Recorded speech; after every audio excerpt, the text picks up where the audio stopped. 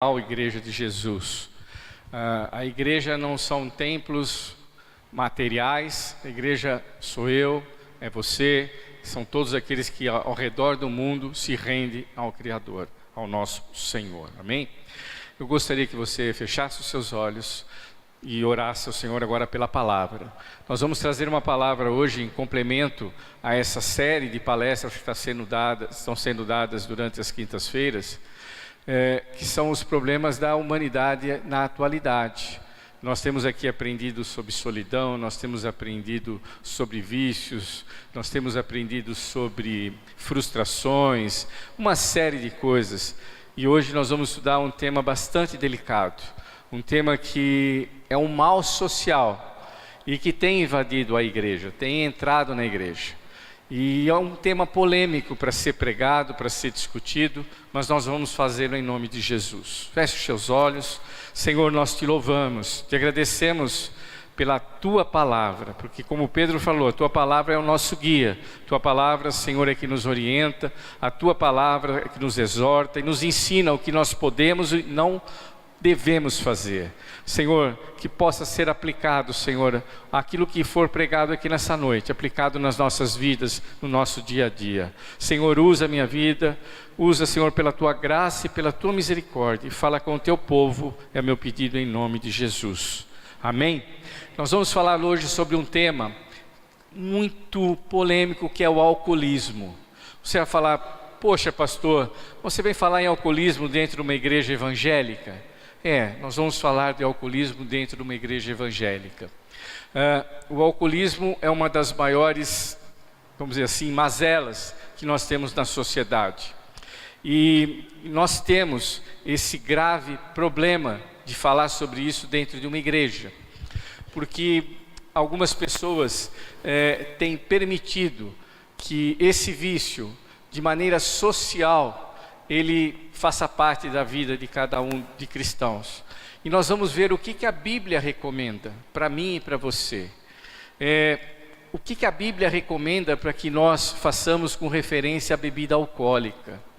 Não apenas a Igreja do Nazareno, como vocês sabem, a Igreja do Nazareno, ela tem como doutrina o não uso de bebida alcoólica. Que nós não sejamos usuários de bebida alcoólica. Mas o mais importante é nós sabermos o que a palavra de Deus nos orienta sobre isso. O que nós devemos fazer e não devemos fazer. Então eu gostaria que você abrisse a sua Bíblia, num versículo que se encontra em Provérbios, capítulo 20, versículo de número 1. Provérbios, capítulo 20, versículo de número 1. Olha o que está escrito na palavra de Deus. Provérbios foi escrito, por maior parte dele, por Salomão e outros sábios. E aqui tem muitos ensinos para a minha e para a tua vida. E olha o que o homem de Deus escreveu aqui. No versículo de número 1 do capítulo 20 está escrito assim: o vinho, ele é escarnecedor. E a bebida forte, qualquer bebida alcoólica, é alvoroçadora. Ela causa um alvoroço na vida daquele que o ingere. E todo aquele que por eles é vencido, olha o que o homem de Deus fala, não é sábio. Quem pratica esse tipo de atitude não é sábio. E nós vamos discutir um pouquinho hoje sobre isso. Como eu falei para vocês, é um tema que existe pessoas que aceitam, outras que não, culturas que são mais abertas ao uso do álcool, outras que são mais restritas e assim por diante. Mas nós vamos ver o que a Bíblia nos orienta. Nós vamos ver o que a palavra de Deus nos orienta. Nós temos aqui tratado de ira, solidão, depressão, senso de culpa, luto, desespero. E nós vamos falar hoje de um mal que assola toda a humanidade, sem restrições de povos e nações. A bebida alcoólica, o uso de bebida alcoólica, tem assolado inúmeras vidas ao redor do mundo. Muitos são os males que nos rodeiam, e se não fosse a boa mão do Senhor, os conselhos seguros da sua palavra, e as vozes de pessoas sensatas que se levantam para ensinar e exortar, aconselhar e direcionar nossos passos, muitos de nós já teríamos sucumbido. Muitos de nós, inclusive, que estamos na igreja. Se nós não nos basearmos no que a Bíblia nos orienta, o que a Bíblia nos exorta, muitos de nós podemos enveredar por caminhos que talvez seja difícil voltar. Então nós vamos falar sobre essas questões aqui, sobre essa questão do alcoolismo. O tema, como eu falei, ele é extremamente polêmico, né? Devido a aspectos culturais, ideológicos, científicos e principalmente no campo da espiritualidade. Por isso, o nosso desejo é descobrir através da palavra de Deus o que Ele nos orienta para nós. Eu queria trazer aqui só alguns índices para nós começarmos a nossa conversa no dia de hoje. O que o álcool provoca? 3 em cada 4 acidentes, ou seja, 75% dos acidentes fatais de trânsito são provocados por causa do uso de álcool. Você já parou para pensar nisso? 75% dos acidentes que ocorrem, principalmente nas noites, são provocados por pessoas que ingeriram bebida alcoólica. Você não precisa muito, basta você sair. Às vezes eu saio da igreja aqui, depois do culto, eu passo nos postos de gasolina para comprar pão no posto, na loja de conveniência, e nós vemos pessoas ingerindo bebida alcoólica e saindo dali, pegando o seu carro e indo no trânsito. Vemos pessoas que passam horas e horas tomando latinhas e latinhas de cerveja ou algo mais forte e depois pegam o seu carro e saem por aí para fazer atrocidades, para se matar e matar outras pessoas. Essa estatística aqui, ela é nacional. 30% dos crimes no Brasil, eles são cometidos sob influência de álcool. 30% das mortes, dos crimes violentos, são provocados depois de pessoas ingerirem bebida alcoólica. Em São Paulo, no nosso estado, 20% dos homicídios ocorrem próximo ou dentro de bares. Bem próximo ou dentro dos próprios bares. E principalmente no final de semana, essa taxa dobra. Ela sobe para 40%. Isso não é privilégio do Brasil. Eu lembro quando eu estudei um pouco sobre a vida de John Wesley, na Inglaterra, nos tempos de John Wesley, o grande avivamento que foi provocado após o movimento metodista, o movimento de santidade ao Senhor, promovido por João, pelo seu irmão, e por outros homens que levantaram o movimento de santidade, eles encontravam uma Inglaterra que o normal nos domingos era as pessoas irem à igreja de manhã e depois se embebedarem o dia inteiro. Trabalhavam durante toda a semana, trabalhavam nas indústrias, trabalhavam nas minas de carvão e assim por diante, e depois no final de semana iam na igreja, saíam da igreja de manhã e bebiam o resto do dia e jogavam. Isso aconteceu nos tempos de John Wesley. Hoje é diferente, irmãos, eu pergunto? Hoje a sociedade não faz a mesma coisa? Quantos que não veem o domingo passar e vão trabalhar na segunda-feira com a cabeça desse tamanho, porque se embebedaram durante o final de semana inteiro? Porque após aquele churrasco que começa às 10, 11 horas, eles bebem até o final da noite e não se lembram de nada do que acontece. Quantas famílias não são destruídas pelo alcoolismo do final de semana? Aquele alcoolismo social. E isso está acontecendo com membros de igrejas. Isso está acontecendo com crentes. Por isso, vamos ver o que a Bíblia nos recomenda. Só estou trazendo algumas estatísticas sobre isso. E aqui fala que a cerveja é a bebida mais ingerida nos momentos que antecedem os acidentes de trânsito. Álcool é uma droga que causa dependência, irmãos. Assim como o vício de cocaína, vício de crack, heroína e todos os outros, o vício do alcoolismo causa a mesma dependência. As pessoas se tornam dependentes do alcoolismo, alcoólatras. E hoje nós estamos vendo isso acontecer na faixa etária bem cedo. Nós vemos as crianças se tornando viciadas e alcoólatras. Eu lembro que com 17 anos, eu entrei na faculdade, 17 para 18 anos, eu fui para a faculdade no primeiro ano, saí de casa e fui morar em Piracicaba, e eu fiquei bobo, fiquei pasmo de ver o número de alcoólatras que estavam adentrando comigo na faculdade. Eu fiquei espantado de ver que rapazes da mesma idade que eu, 18 anos por aí, já eram totalmente dependentes do álcool.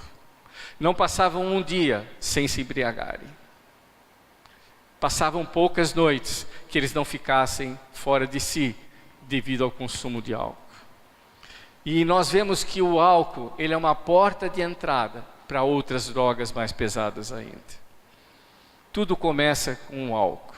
E nós temos um agravante hoje no nosso país. Nós temos uma campanha publicitária imensa, favorável ao consumo de álcool. A mídia, a televisão, quando você liga a televisão, você é bombardeado por mensagens sobre alcoolismo, sobre cerveja, sobre outros tipos de bebidas. Os nossos jovens, as nossas crianças, elas são bombardeadas com essa informação. O nosso jovem diz que para ele ter sucesso, para que ele seja bem relacionado na sua turma, ele tem que beber. Para que ele tenha sucesso na turma, que ele tenha sucesso num namoro, que ele consiga se envolver com alguém, ele precisa socialmente ser adepto ao álcool. E nós somos bombardeados com isso. Só que nós não vemos as consequências disso depois. E nós vamos ver aqui alguns exemplos bíblicos. Eu achei super interessante a lição, porque a gente fala, poxa, mas isso acontece só para quem é do mundo. Isso acontece só para quem não conhece a Deus. E nós vamos ver que isso não é verdade. Nós vamos ver que a estratégia de Satanás, ela não mudou desde o Éden. Ela não mudou desde o jardim do Éden. Se vocês se lembrarem, se nós voltássemos a Gênesis, lá ao livro de Gênesis, nós vamos ver o que Satanás, o que ele apregoou para a erva, com referência a ela comer aquele fruto da árvore da vida. Se é diferente da propaganda que nós vemos hoje na televisão, que você tem que tomar uma cerveja bem gelada num dia de calor. É algo aprazível, é algo interessante, é algo bom de se ver, e que vai te dar sabedoria, vai te dar esperteza, vai te dar facilidade de você entrar em qualquer meio social. Não é a mesma estratégia que Satanás usou para Eva? Falou, olha Eva, olha que fruto bonito daquela árvore. Você pode comê-lo, veja como ele é belo. E ele vai te dar conhecimento. A estratégia não mudou de Satanás. Continua a mesma. Você já parou para pensar nisso? Hoje a mídia bombardeia que você pode tomar sua cerveja, você pode tomar a sua bebida alcoólica, que isso faz parte. Isso aí te eleva. Isso aí te ajuda a penetrar em esferas da sociedade que, se você não fizer, você é alheio à sociedade. Você não consegue penetrar. Você não tem sucesso. Satanás não mudou a estratégia. E eu vou ver aqui alguns exemplos. Gostaria que você folheasse a Bíblia comigo. Eu anotei alguns exemplos que nós vamos ver de homens de Deus, homens usados por Deus, e que se deixaram cair, que pecaram, erraram e tiveram consequências sérias para a sua vida, depois que eles caíram no vício da bebida alcoólica, depois que eles experimentaram uma bebida alcoólica. Nós podemos começar com um exemplo de Noé. Noé, nós estudamos na Bíblia, as crianças inclusive estudam isso na escola bíblica dominical, nas primeiras lições, que Noé foi um homem segundo o coração de Deus da melhor maneira possível. Ele e a família dele a única a ser salva na terra quando veio o dilúvio, porque eles obedeceram a Deus, uma ordem de Deus para que eles construíssem uma arca, que depois Deus mandaria chuva no lugar que não chovia, e durante 100 anos eles passaram construindo aquela arca. E quando veio o dilúvio, somente a família de Noé sobreviveu. Toda a humanidade foi dizimada. Mas se nós formos ler Gênesis capítulo 9, do versículo 20 ao 27, Eu não vou ler aqui por falta de tempo, mas se você for ler em casa, você vai ver que depois do dilúvio, Noé plantou uma vinha, uma plantação de uvas. E quando ele produziu essas uvas, um dia ele se embriagou. Ele tomou além do social. Ele pegou um pileque. E diz a palavra de Deus que os seus filhos, o seu filho, o viu nu. Seu filho cão. Foi um escândalo o filho ver o pai nu. E isso trouxe maldição para a família de Noé. Você pode ler isso na palavra do Senhor. O pileque que ele tomou causou a maldição de parte da sua família. Amém? Nós vamos ver que isso foi uma maldição permanente sobre a família de Noé. Outra família que nós conhecemos em Gênesis, nós já lemos e estudamos, é sobre a família de Ló. Ló também passou pelo caminho da embriaguez. Você pode ver isso em Gênesis capítulo 19, do versículo 31 até o 38. Que Ló, depois que a sua esposa morreu, todo mundo conhece a história, que quando caiu sobre Sodoma e Gomorra, enxofre e fogo do céu e foi queimado, Ló fugiu com a família e a esposa olhou para trás, apegada aos bens materiais que ela havia deixado na cidade, e ela se tornou uma estátua de sal. Depois disso, as suas filhas engendraram um plano para que eles pudessem multiplicar a sua família. Já que a mãe havia morrido, o que fizeram as filhas? A filha mais velha embebedou o seu pai e se deitou com ele. E gerou um filho. Olha o que a bebida faz. Não bastante, Jó, por não ter aprendido com essa lição de que ele se deitou com a própria filha, cometeu esse pecado, o que ele fez ainda? A segunda filha, a mais nova, ela embebedou novamente o seu pai e também engravidou. É isso que conta a história lá em Gênesis. E dessas duas crianças, dessas duas vidas que nasceram, vieram os povos moabitas e os amonitas. E nós vamos conhecer o quanto esses povos foram complicados para com Israel.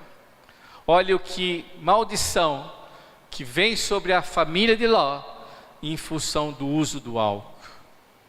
Eu já dei 2 exemplos aqui de homens de Deus, homens que conheciam o Senhor, não eram homens que nós poderíamos falar que não tinham temor de Deus, eram homens que conheciam a Deus.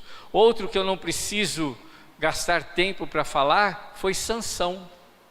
Sansão, que foi desde criança separado para ser um varão de serviço ao Senhor, ele se deixou também embriagar, se deixar levar pelo vinho.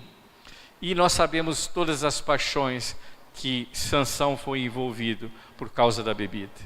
Conhecemos a história de destruição da sua própria vida. As mulheres que ele amava, a mulher que o traiu e que provocou a sua morte. Tudo isso levado pelo desalento de um dia ter caído na embriaguez, no uso abusivo do vinho. Já falei aqui de 3, 4 pessoas, mas nós podemos ver outras pessoas falando sobre isso. E uma delas está em Levítico capítulo 10. Você pode ler do capítulo 10, do versículo 1 em diante, até o versículo 10.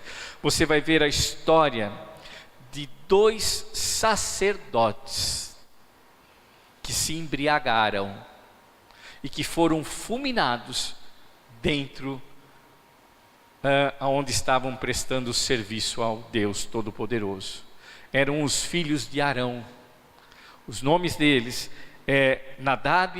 são Nadab e Abiú. Eles foram fulminados, eles foram queimados dentro do tabernáculo. E nós podemos inferir que isso ocorreu através do verso 9, que eles cometeram essa ofensa fatal quando estavam sob a influência de bebida alcoólica, inebriante. E aí nós vemos depois a proibição absoluta dada a Deus para Moisés, que os descendentes de Arão de beberem, seriam proibidos de beber qualquer bebida fermentada antes de entrarem para os seus deveres sagrados no tabernáculo. Eles acabaram consumidos pelo fogo do juízo de Deus. 2 homens que estavam ali para prestar sacrifícios a Deus, oferecer sacrifícios a Deus, e foram fulminados, porque eles entraram de forma não santa perante o tabernáculo.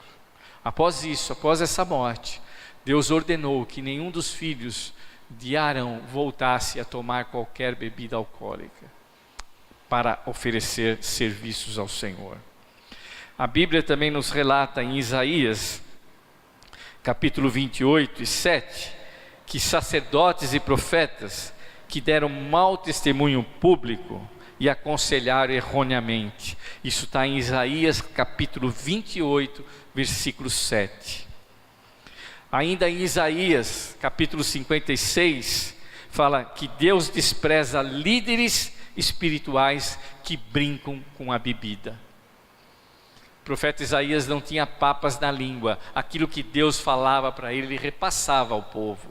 E o profeta Isaías repreendeu que os líderes espirituais não podiam brincar com bebida. A estrada da bebedeira é extremamente perigosa, apesar de aparentemente ser fascinante e divertida. Por ela transitam aqueles que não se alegram com os caminhos do Senhor e nem estão dispostos a ouvir os conselhos da sua palavra, na qual podemos ler em Provérbios, capítulo 23, no versículo 31 até o 35. E no versículo 20 ele fala: não esteja entre os bebedores de vinho. Se você abrir a sua Bíblia no capítulo 23 de Provérbios, versículo 20, está escrito assim: não esteja entre os bebedores de vinho. Amém? Muito bom. O que nos induz esse caminho? O que nos leva a beber? O que nos leva a consumir álcool, seja de forma social ou não? Nós vamos ver que pode ser traços da nossa personalidade, somados a experiências de vida que podem nos levar alguns a se tornarem propensos mais do que outros ao consumo de bebida. Principalmente se faz presente perante a ansiedade, imaturidade emocional e fraqueza diante de frustrações, baixa autoestima, a culpa e a compulsão. Nós estudamos semana passada, o pastor Fernando pregou sobre a compulsão. Todos esses fatores podem nos induzir ao uso de álcool. A depressão, a baixa autoestima, as pessoas que não se sentem satisfeitas consigo mesmo, são induzidas às vezes ao consumo de álcool. Uma outra forma que nós podemos, um outro fator que pode nos levar à indução ao uso de álcool é a própria hereditariedade, a nossa descendência, a nossa ascendência, melhor dizendo. O Hospital das Clínicas de São Paulo, ele observou em 400 jovens, uma pesquisa entre 400 jovens dependentes de álcool, concluiu que 70% deles tinham em sua história familiar parentes próximos, pais, mães, tios e avós alcoólatras. Essa é entre inúmeras pesquisas realizadas sobre esse assunto. Se nós temos no nosso convívio familiar pessoas que têm essa fraqueza por bebida alcoólica, nós podemos ser induzidos ao uso de bebida alcoólica também. Eu tenho um tio, ele veio a falecer pelo uso de bebida alcoólica, era um construtor de mão cheia. Lembro do Adriano, que tem a mesma profissão, um construtor. Meu tio, o engenheiro, entregava a planta para ele e depois ele vinha buscar a casa pronta. Meu tio levantava uma casa praticamente sozinho com os serventes. A leitura das plantas ele fazia tudo sozinho, nunca foi numa escola. Ele era português e veio para o Brasil bem criança. E ele tinha essa habilidade de construção. Mas ele bebia do amanhecer até ir embora para casa quando estava escurecendo. Ele começava o dia de uma maneira espetacular, mas ele terminava o dia completamente embriagado. O fim dele, só para resumir, ele morreu com câncer no pescoço. Ele, ao ingerir água, vertia pelo pescoço. E ele foi assim até a morte. E após esse tio, eu tenho vários membros da nossa família que se tornaram alcoólatras. Inclusive o pai dele era alcoólatra. Então a indução familiar pode ser um fator. A hereditariedade pode ser um dos fatores. Outro fator é o ambiente. Se nós somos criados num ambiente onde o uso de álcool é comum, os nossos filhos, eles têm a tendência de também se tornarem pessoas que usarão álcool na sua vida. Se eles veem os pais no domingo, normalmente, tomarem álcool, com 2, 3 anos de idade, eles vão chegar na mais tenra infância e eles vão também usufruir do álcool. Vai ser algo comum para eles. Então o ambiente familiar, ele também é uma causa que leva a família, pode levar os membros da família ao uso do álcool. O contexto familiar e assim por diante. A atitude dos pais, a omissão dos pais ao ver os filhos ingerirem álcool e não os exortar, e não os ensinar que isso não é saudável para a vida deles. Isso pode levar as pessoas a se tornarem dependentes alcoólicos. Expectativas culturais. Não é o ambiente que é forte, a personalidade e força de vontade é que são fracas, que nos proporcionam cair no vício. Por outro lado, teremos que reconhecer a dificuldade de agir contrariamente à sociedade, quando a mídia, sob as mais diversas formas, incentiva o consumo de álcool como algo positivo. Coloca ali o jovem que consegue arrumar uma namorada bonita somente se ele estiver bebendo, senão ele não consegue namorar com alguém bonito, e vice-versa. Nós somos induzidos pela sociedade, pelos meios de comunicação. Outra coisa que nos induz ao consumo de álcool é a pressão do nosso cotidiano. Se você conversar com vários irmãos aqui da igreja, irmãs que trabalham, a pressão que existe no ambiente de trabalho pode gerar um estresse que nos leva ao consumo de álcool. Isso era comum. Eu vi isso durante 35 anos que eu trabalhei. Ao final da noite, nós íamos jantar e a maioria dos meus amigos iam dormir embriagados. Por quê? Nós éramos submetidos a uma pressão enorme de vendas, de resultados. Precisávamos faturar tantos milhões de dólares por ano. É uma pressão imensa. Se você não faturasse aquilo, você seria demitido. E você sofria essas pressões. O pastor Rafael, quando ele sempre encontra comigo, eu pergunto: como é que está o trabalho lá na Nestlé? Ele fala: Zé Roberto, uma pressão que você não faz ideia. Eu falei: eu sei, eu já passei por isso. Com a sua idade, passava a mesma coisa. E conforme você vai crescendo nas companhias, você vai tendo mais pressão sobre si. Quando você está supervisionando, eu cheguei a supervisionar 70, 80 pessoas. 80 pessoas, se você multiplicar por 2, 3, você era responsável por 200 e poucas vidas. E você tem que tomar atitudes de demitir ou contratar ou vice-versa. É pressão. E muitas pessoas não aguentam essa pressão e se viram na bebida. E se tornam alcoólatras. Começam como a aliviar a pressão e ao mesmo tempo não conseguem vencer mais o vício. Eu tive um diretor de empresa, de uma empresa americana. Ele era o cargo mais alto aqui no Brasil. Logo que eu saí da Shell, fui contratado por essa empresa americana. Fui transferido na realidade para essa empresa. E nós fomos morar no Rio de Janeiro. E quem me contratou foi esse diretor, porque ele era um conhecido meu da concorrência, e ele me chamou para trabalhar nessa empresa.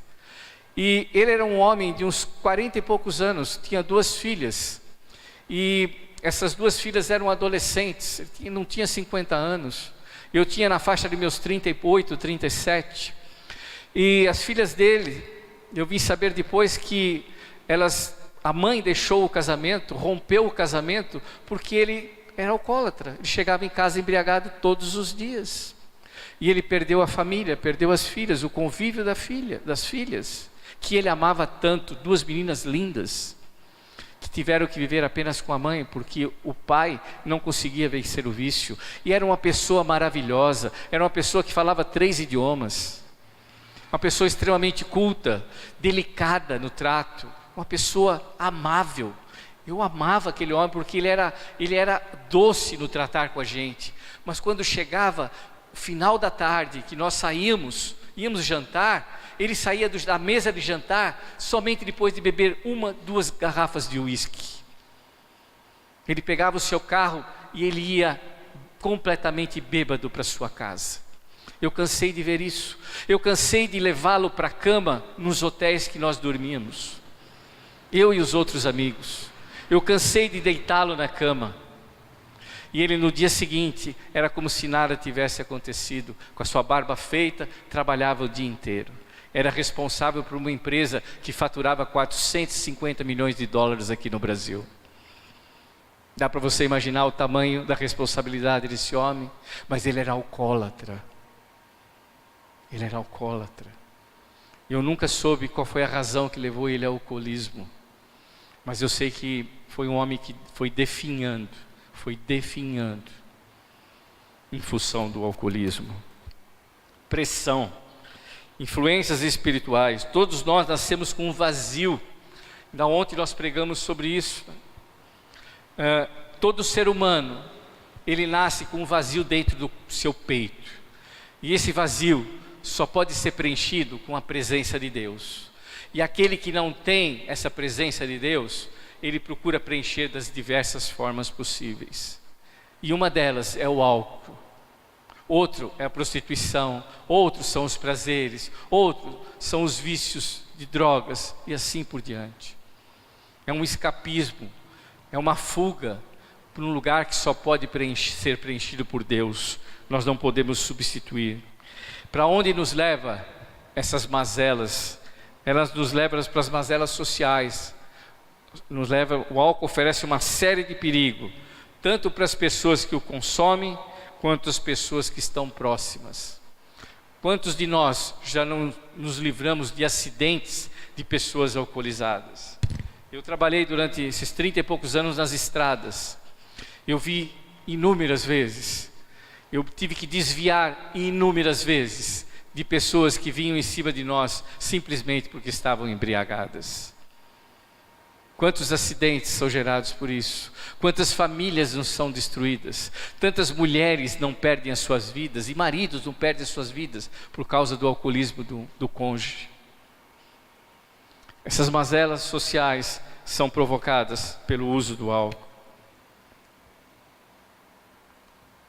O problema começa em casa, mas piora quando alcança as ruas, altera o comportamento, causa acidentes, até fatais, no trânsito, prejudica o aproveitamento escolar, desqualifica o indivíduo para o trabalho. Eu confesso para os irmãos que eu tive que demitir alguns funcionários, porque eles não se controlavam devido a vícios. Com dor no coração, tive que mandar alguns pais de família embora do trabalho, porque eles não conseguiam se manter sóbrios durante o dia de trabalho. E nós viajávamos o tempo todo, eu não seria irresponsável de manter um alcoólatra perto de mim. Eu não viajaria com um alcoólatra. Eu não iria do lado de um alcoólatra dirigindo, se eu sabia que a pessoa estava embriagada. E eu tive que mandar algumas pessoas embora. As pessoas que se embriagam, jovens, eles têm muito menos capacidade de serem aprovados nos seus cursos. Eu pude acompanhar isso na faculdade. Alguns colegas meus, eu me formei em 4 anos em engenharia. Alguns colegas que começaram comigo não terminaram a faculdade nem em 7 anos. Por uma única coisa, vícios. Tanto de drogas quanto de bebidas. Um deles, deixa eu contar apenas esse último caso para encerrar. Eu fiquei sabendo disso depois de uns 2 anos de formado. Eles estavam no churrasco, 2 colegas meus, e beberam muito nesse churrasco, num domingo, na casa deles. 2 famílias ricas lá de Piracicaba. E eles estavam no churrasco e foram brincar com uma arma de fogo. Não preciso falar o que aconteceu. Meu amigo matou o meu outro amigo com um tiro na cabeça. Não porque ele queria, estava bêbado. E eu perdi um amigo. Alcoolismo. Pessoas que, se você falasse com eles, não eram alcoólatras. Eles bebiam socialmente. Tiraram a vida do outro que amava, que era amigo deles. Qual o peso que isso carrega na vida de uma pessoa? Não preciso falar mais nada. Essas mazelas. Outra coisa que eu falo para vocês, o governo brasileiro hoje gasta mais com problemas causados pelo alcoolismo do que arrecada com impostos gerados pela cerveja, por todas as bebidas alcoólicas. Ele gasta mais para tratar dos problemas causados pelos alcoólatras do que o imposto recolhido de toda a bebida alcoólica vendida. Você sabe que 2 coisas que mais pagam imposto no Brasil é bebida alcoólica e cigarro. Todo mundo sabe disso. As cifras arrecadadas, a taxa de impostos são muito altas. Mas eu falo para vocês, isso são dados estatísticos, isso quem está falando são dados aqui, de pesquisa, falam que o governo gasta muito mais do que ele arrecada para poder tratar dos problemas do alcoolismo e das drogas. Então dá para a gente saber o que isso pode nos provocar. E eu, para terminar, eu gostaria apenas de agora que você abrisse a sua Bíblia em 1 Coríntios, para nós finalizarmos. 1 Coríntios capítulo 9, capítulo 6, me perdoem. Capítulo 6, versículo 9, para nós finalizarmos aqui. Que uma das mazelas piores que pode ocorrer para nós cristãos é nós perdermos a nossa salvação. E a Bíblia nos orienta sobre isso. O apóstolo Paulo escreve, já indo para a igreja de Coríntios, os irmãos acharam aí? Capítulo 6, versículo 9.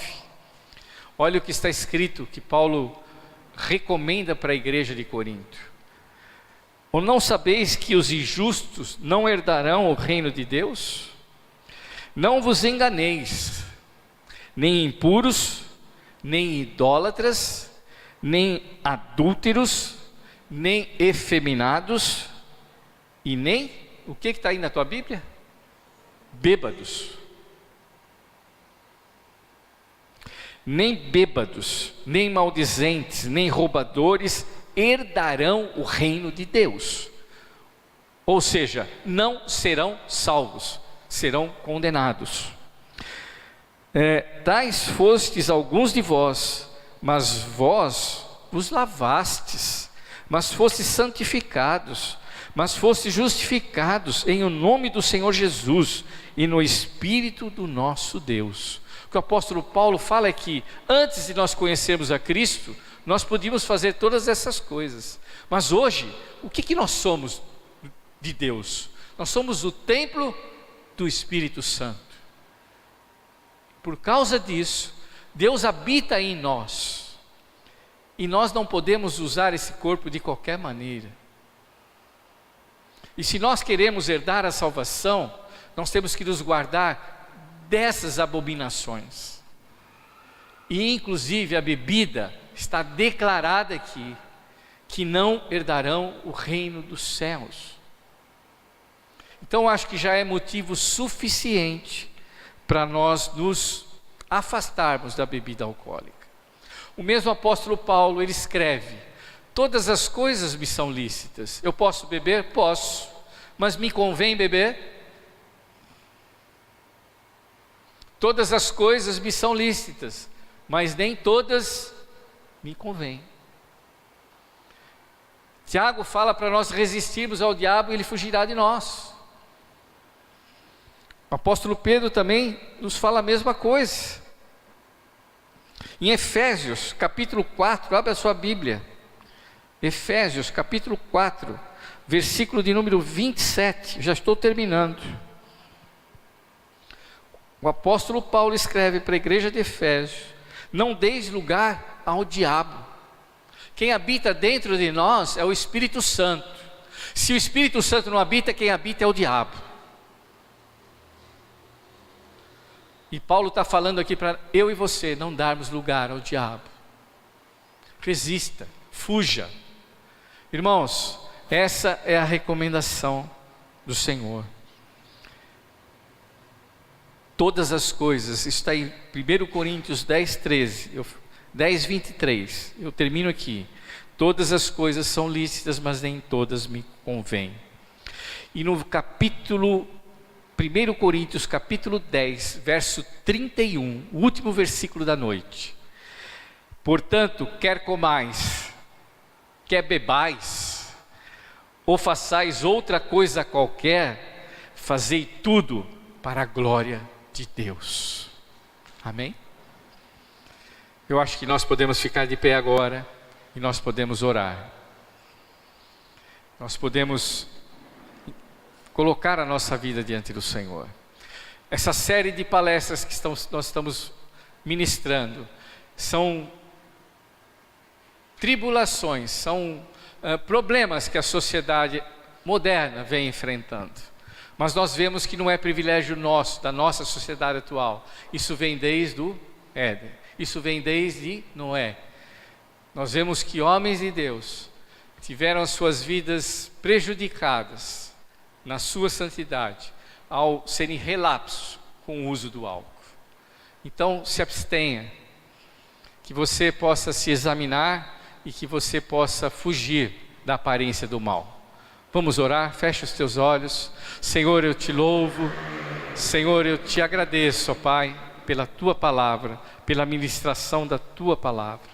Senhor, tua palavra, ela é para nós como uma bússola que nos leva para o norte, que nos indica o caminho que nós devemos seguir. Por isso, Senhor, abençoa cada um de nós. Senhor, ajuda-nos a não pecar. O apóstolo falou: aquele que está de pé, cuide da sua vida para que não caia. Nós pedimos para que o Espírito Santo possa trabalhar em nós, nos mostrando aquilo que é pecado, aquilo que não é saudável para nós, aquilo que não é recomendado para nós. E Senhor, eu quero te pedir nessa noite, se existir alguém no nosso meio aqui com esse problema, Senhor, de não saber se é lícito, se não é, que o Espírito Santo trabalhe no coração, no nosso coração, que o Espírito Santo nos mostre o que nós devemos fazer. Senhor, nós cremos que o Espírito Santo, se nós dermos lugar, ele habita no nosso coração. E uma das funções do Espírito Santo, um dos atributos do Espírito Santo, é nos ensinar todas as coisas. Nós pedimos nessa noite, ó Espírito, abra nossa mente, coloca temor nos nossos corações, coloca temor a Deus. Senhor, nós queremos obter o prêmio da salvação, nós queremos um dia morar nos céus. Ajuda-nos, Senhor, ajuda-nos a nos manter santos diante da Tua presença, ajuda-nos a afastar de toda a aparência do mal. Senhor, nós queremos te pedir também nesta hora, que Tu abençoes, Senhor, e que Tu visites os nossos familiares, aqueles que ainda não Te conhecem, não professam o Teu nome, não têm experiência contigo e que vivem sob o domínio do álcool. Que o Senhor tenha misericórdia da vida deles e que o Senhor possa libertá-los assim como nos libertou. Que o Senhor possa, Senhor amado, mostrar o Teu amor para com eles e os livrar das garras de Satanás. Senhor, ó Deus, reconstrua também as famílias que foram abaladas pelo álcool. Eu peço, Senhor, para que Tu trabalhes na vida, Senhor, dos irmãos, das irmãs que tiveram, Senhor, os seus entes queridos destruídos, corroídos pelo álcool. Senhor, que Tu possas sarar essas feridas. Tu és o Deus que tem todo o poder. Tu és o Deus que pode restaurar. E eu peço para que o Senhor trabalhe nesses corações. Restaura, cura, a cura espiritual. Provoca a cura, Senhor, nesses corações. Oh, Senhor, Tu és um Deus santo. Tu és um Deus poderoso. Eu peço todas essas bênçãos, ó Pai, e Te agradeço em nome de Jesus. Amém e amém. Irmãos, se você teve essa experiência na sua própria família, que você possa ser tratado pelo Espírito Santo de Deus, assim como nós fomos. Que o Espírito Santo de Deus possa te confortar, consolar e te restaurar e te afastar de qualquer tendência ao mal. Possa te livrar desses vícios, dessas tentações. É o que nós rogamos nessa noite. Amém? E que o amor do Pai, a graça do Filho e as consolações do Espírito Santo sejam com o povo de Deus, desde agora e para sempre. Amém. Amém. Deus os abençoe. Vão em paz. Que o Senhor possa abençoar a tua vida e da tua família, em nome de Jesus. Amém? Deus abençoe.